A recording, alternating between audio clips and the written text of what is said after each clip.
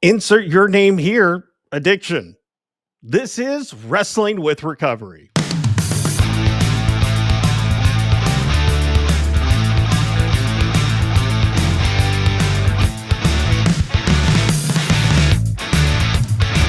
Welcome to Wrestling with Recovery, your podcast partner in the fight against your old addiction lifestyle and your new life in recovery. I am your host, Zol. And before we kick things off today, we've got a lot to get to. This podcast is for informational purposes only and should not be considered legal medical advice. We are not responsible for any losses, damages, or liabilities that may arise from the use of this podcast. This podcast is not intended to replace professional medical or legal advice. The views expressed in this podcast may not be those of the host or the management. If you or someone you know is experiencing suicidal thoughts or a crisis, please reach out immediately to the Suicide Prevention Hotline at 800-273-8255 or text HOME, HOME, to the crisis text line at 741-741.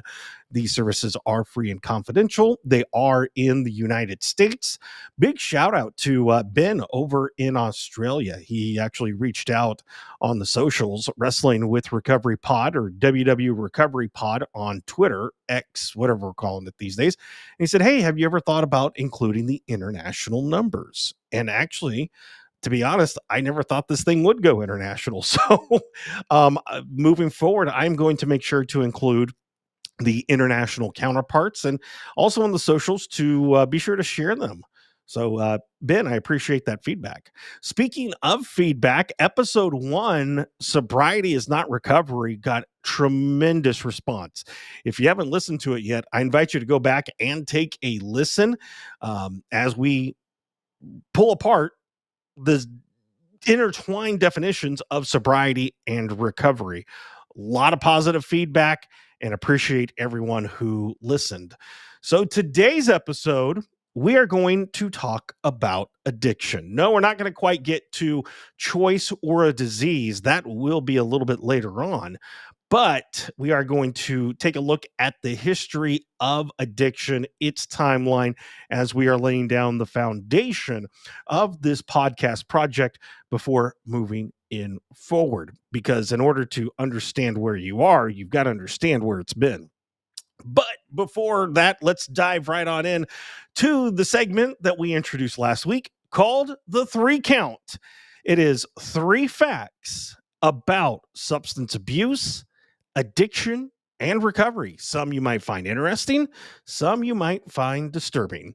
And as we said last week, April is Alcohol Awareness Month. So all throughout this month, we are centering around alcohol facts when it comes to the 3 count. So your 3 count for this week: 1, anxiety; 2, $199 billion; and 3, COVID-19. That is your 3 count. First, anxiety. Have you ever had a hangover and you wake up the next day and you just feel your heart racing? It feels like you're having a panic attack. Maybe you text someone and be like, man, it feels like I'm having a anxiety. LOL, LOL. Fact is, anxiety is actually a thing. It's one of the first signs of withdrawal from alcohol. And one reason, too, especially if you are someone that is fighting mental illness, that probably need to make sure to stay away or perhaps even lessen your alcohol use for that dependence. So that is number 1, anxiety. Just like being hangry, it's an actual thing. Number 2, $199 billion. That's billion with the B. That's my Dr. Evil impression if you're watching on YouTube. It is the cost of drunk driving in all of America in the last few years. $199 billion. That includes fines, fees, court costs, property damage, in addition to numerous other costs. So if you're ever curious about the cost of drunk driving, $199 billion in America, let alone the cost of the damage that it does to families, let alone to individuals. And number 3, COVID-19. The American Psychological Association did a study called Stress in America, and it showed 1 in 4 adults reported drinking more alcohol to cope with their stress during the COVID-19 pandemic. So, if you find yourself drinking more in this post COVID-19, chances are pretty good that you can trace it back to the start of the global pandemic. And that is your 3 count for this week. Moving on here in Wrestling with Recovery, this week's topic, addiction. Now, I actually had a witty title originally for this podcast in particular, but after I did some studying, I'm like, that's a little too witty. Need to probably approach it a little bit more serious. And so that's why you're seeing this title come out as episode 2. Insert your name here's addiction, a play on words of Jane's Addiction, the band from the 90s. And as we said last week in episode 1, let's start by defining exactly what addiction is. And according to the Oxford Dictionary, the fact or condition of being addicted to a particular substance, thing, or activity. Now, notice that they say substance, thing, or activity. So it keeps it a very broad interpretation of that. Now, the definition by the American Society of Addiction Medicine, addiction is a treatable chronic medical disease, there's the D word, involving complex interactions among brain circuits, genetics, the environment, and an individual's life experiences. People with addiction use substances or engage in behaviors that become compulsive and often continue despite harmful consequences. That is, again, according to the American Society of Addiction Medicine. One thing I do want to point out right from the get-go, because this is one that I had, and I've really wrestled with this back and forth, just like recovery and sobriety, addiction, substance abuse. What is the difference? With substance abuse, the definition is pretty close to that definition that we just heard. The difference is the person is still able to maintain and function living their life as is. So it is a literal razor's edge difference from being in substance abuse to full blown addiction. And it comes down to the person's way of living. I would imagine that would include loss of job, loss of family, loss of finances, kind of like what we talked about last week in episode 1. Now, these are great definitions, but I really love, and I am personally adapting in this podcast project moving forward, this as the definition of addiction. This coming from Dr. and author Gabor Mate, and his definition of addiction is as follows: a complex psychological, emotional, physiological, neurobiological, social, and spiritual process. There's that word again. We underlined it last week in episode 1. Process. It manifests itself as any behavior that gives you temporary relief. Okay, temporary relief, temporary pleasure, mixing those two in. But in the long term, causes harm, has some negative consequences, and you can't give it up despite those negative consequences. I really love that definition, and I will explain a little bit later on. But let's take a look at the timeline of addiction. How did addiction come to be in our society? Now, I do want to go ahead and credit majority of this timeline is laid out by the National Library of Medicine. This is, again, just more of a Cliff Notes version of the history of addiction. And so if you want to learn more, which I hope that maybe if you're stumbling across this either on a reel, an Instagram post, or because someone said, hey, take a look at this. Hopefully it starts you down that rabbit hole of curiosity. But they have a much more in-depth layout of the timeline. And so I highly recommend you checking that out there. So when did addiction show up in societal history?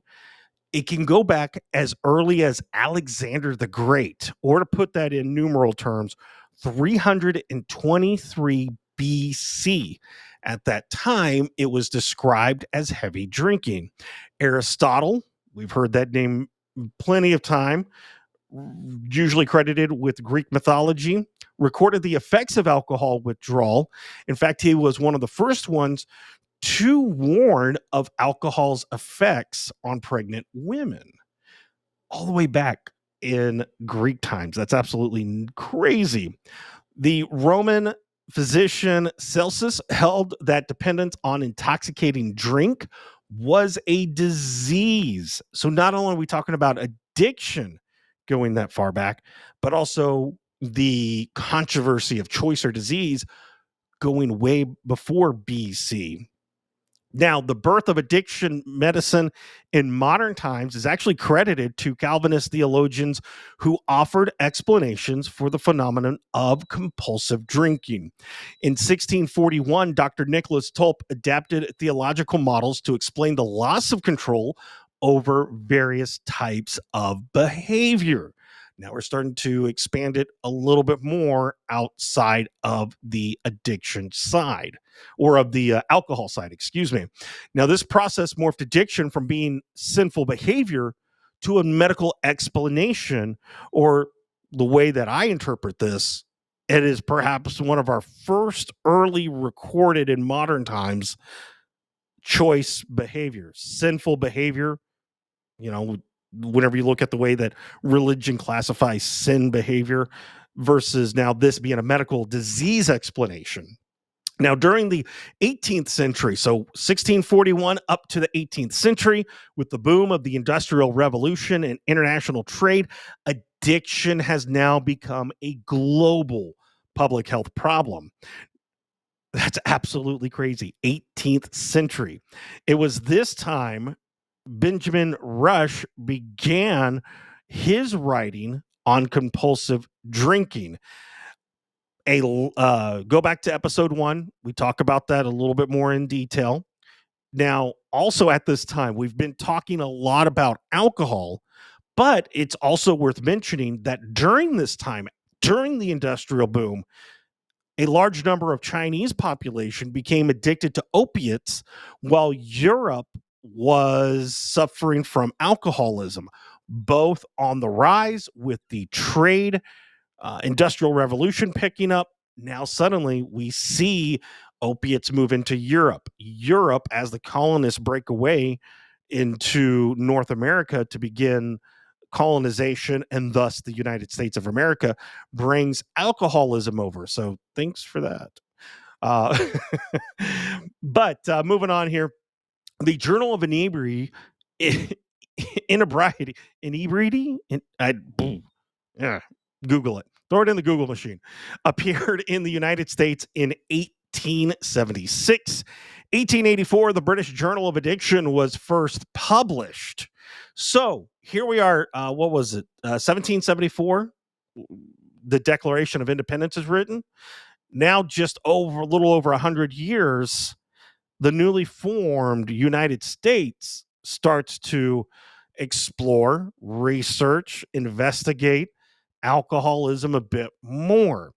Now, the British is expanding during this time, not just from alcohol, but now opiate addiction, as with the trade of the spices and the like. That has come over to European society. And a name that we're very familiar with, even if you're not a psychology fan, you know that you've heard the name Sigmund Freud. He actually laid the groundwork for the psychological approach to addiction near the start of the 1900s. Then in 1924, Louis Lewin published his influential classification in 1924, distinguishing between stimulants, inebriants, hallucinogens, euphoriants, and hypnotics. And then, as we found last week in episode 1, it was then in 1934, Alcoholics Anonymous, the 12-step program by Bill W. and Dr. Bob, are officially founded and beginning. We went from 323, then we jumped up to 1640s, then we went to 1744 to 1860. So, what I want to emphasize here is if you were to take all the way from 323 to 2024 AD and look at the last 20 years or so, where we've really started to lean a little bit more into compassion for those suffering from addiction, as opposed to just treating them like stains on society, we are but a minute. If you were to take 323 BC to 2024 AD, put it on a clock in a 24-hour span, we are but a minute into that. And that goes to show you how far we've come, but yet how much we still have yet to learn. So, we talked about addiction. What about the addict? The National Library of Medicine states that the term addict, meaning attached by one's own inclination, self addicted to a practice devoted, given, inclined to, gave way to its current medical meaning, the state of being addicted to a drug, a compulsion, and a need to continue taking a drug as a result of taking it in the past. That gave way only into the 19th century. So prior to the 1900s, addict was used attached by one's own inclination, self addicted to a practice devout, given, inclined. And then 1900 gave way to the medical term of it. Now, I love the way that the NLM states that addictive behavior results from the conjunction of a substance and a personality. Addiction is not only a substance, but the way the person uses or abuses it. Now, as I was doing research on the addict and addiction, I kept running across this stat, and the stats from 2020, so but 4 years ago, found that approximately the same amount of people that were killed in the terrorist September 11, 2001 attacks were dying every 10 days due to overdose. I'll let that sink in for a second. Every 10 days, it would be as if the 9/11 attacks happening. That is crazy. What's even crazier is as I was researching this, I found that same statistic as it was framed, but in 2017, so in 3 years between those two, it was every 3 weeks. So we went from every 3 weeks to 10 days.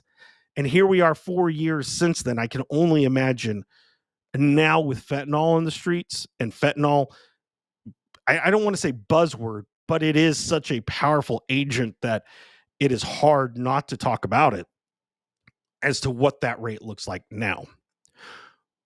So, what do we take away as we look at the history, as we look at the definition, and really get down to it?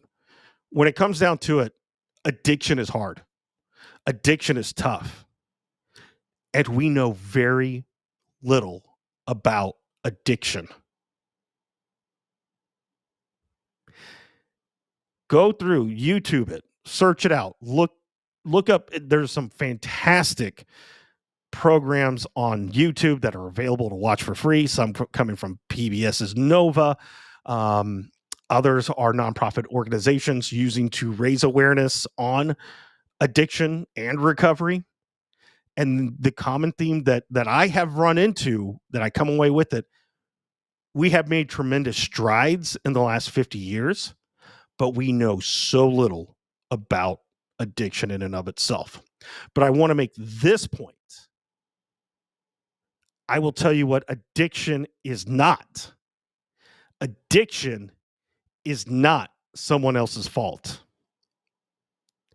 Addiction is not because of some event. If Let's first look at it through the lens of someone that is an addict. If someone has an addict and saying, "Oh, well, I'm an addict because of this. I'm an addict because of that person."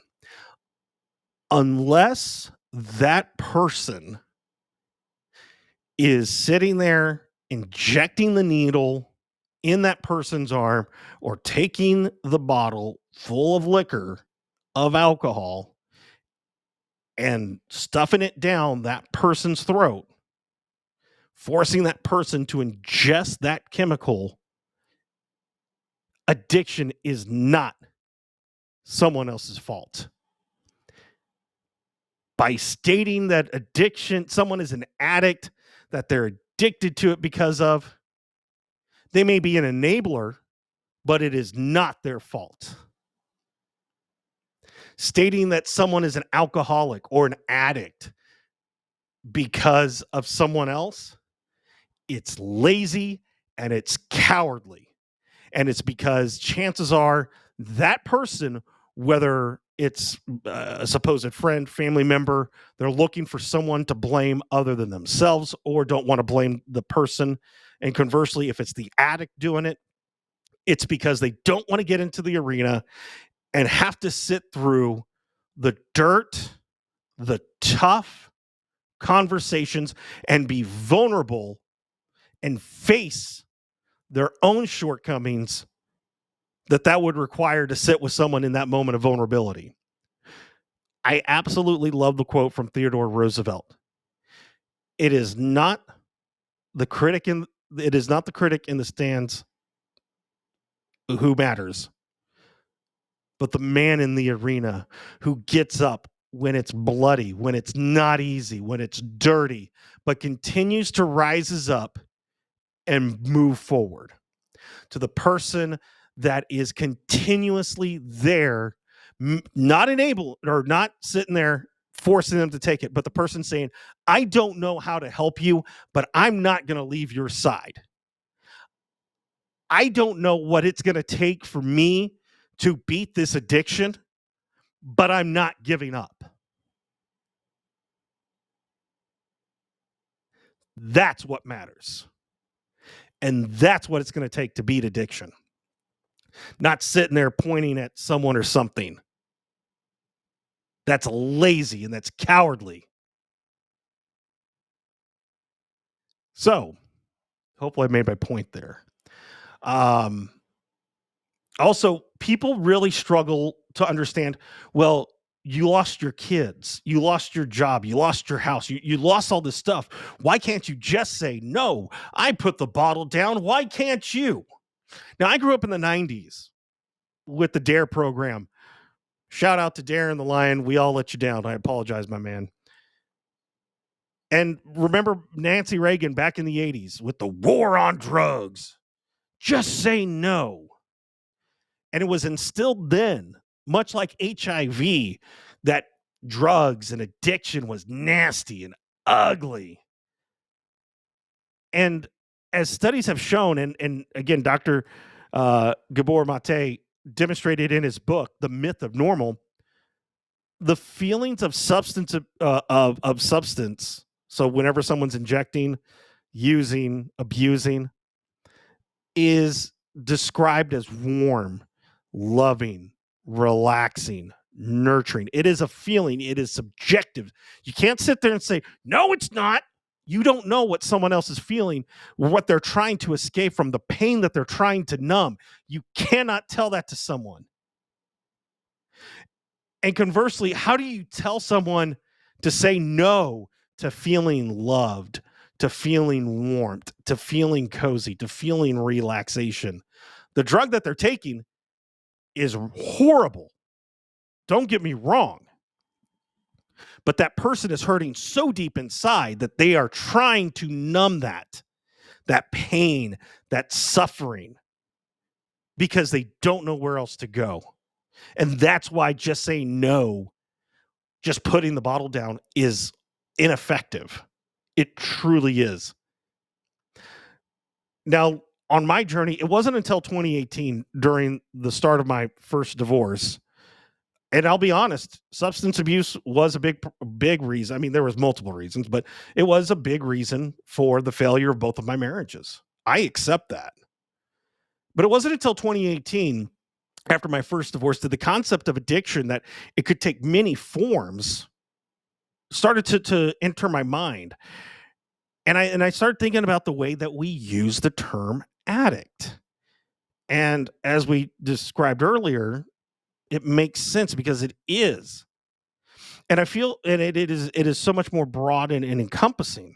Looking at the way that society once used it to now how it's used in the medical field. And I think about too, how many times in our conversations have we jokingly said to someone, or maybe not even jokingly, we admitted like, "Oh, I'm so addicted to this coffee. Oh, this chocolate is addicting. Oh, this homemaking food is I'm addicted to it." We use it in that sense, and it's like compassion, and it's warm, and it's love, and it's everything that the person, the addict describes that they get from their substance of choice, their substance of abuse. And I think if we were to perhaps, and maybe there's studies out there, I haven't looked, but what if we approached the person who is going through substance abuse, someone who is going through active addiction, and treat them with that same compassion as the friend and say, "Man, you know what? I'm there for you." Compassion can go a very long ways. All right, let's get into viewer questions as we, wow, can't believe we're already into the last part of the program here today. Make sure you like and follow us today on the social platforms. Wrestling with Recovery Pod is where you can find us everywhere else on X, formerly known as Twitter. WW Recovery Pod. WW Recovery Pod is where you can follow us there. We put up interactive polls. Social also try to put up some daily inspirational quotes, memes, sometimes funny ones too. Try not to be serious all the time. Got to keep it loose, keep things kind of funny. Can't take life too serious. It's like the 12 step programs say. We try not to take ourselves too serious. Now, this one coming from my man Ben Jones, all the way from Australia. The fact that I had or have a listener in Australia just blows my mind. So thank you for that. He asks, "Is there one type of addiction that is harder to recover from than others?" Whenever I saw this question, at first I was going to say no. It's based on the person. It's based on the complex nature of addiction, which is very true. But I think right now it's fair to say fentanyl is um, the substance that is tough to kick addiction from. Whenever I went to rehab last year, I got to see fentanyl withdrawal firsthand, and it's scary. I imagine the scariest thing you could see in a slasher flick, and then turn it up by about 1,000. It it definitely forever gave me bigger compassion for those that are struggling with fentanyl. Coach Rosie, Josh Rosenbaum from X, tweeted. Do we still call it tweeted, or are we calling it post? I don't know. In your opinion, which step from a 12-step program is the hardest? For me, I think it comes down to two. The first one is, obviously, the first step is always the hardest, admitting that you do have a problem. Okay. You don't have to admit it to others, but just admitting to yourself that you have the problem. And the moral inventory, step four, because the step four doesn't work unless you're being rigorously honest. Step one doesn't work unless you're being honest with yourself. So for me, those are the two hardest ones because it does require honesty. There, for those that do relapse, like I'm a relapser. I have relapsed, thankfully not here lately. Got a pretty good streak going right now and plan on keeping it. But being rigorously honest with yourself, it's tough. Having yourself accountability. It it was great. It was easy to bend the truth and omit things to use to your advantage to survive. That's a great skill to have until it's not. So we are running out of time. Wow, almost to the 30-minute mark. What are you? We always end the program on this. What are you reading? Me, I am reading Gabor Mate, The Myth of Normal. It is the follow up to his book released earlier, in the realm of Hungry Ghost, which talks about addiction more specifically. Looking forward to getting into that one. That is the program here for today. Coming up next week, I have a guest. We're going to start to share stories. But give us a like, follow, comment, subscribe, all that below. Wrestling with Recovery podcast. I am Zol, and thank you for your time.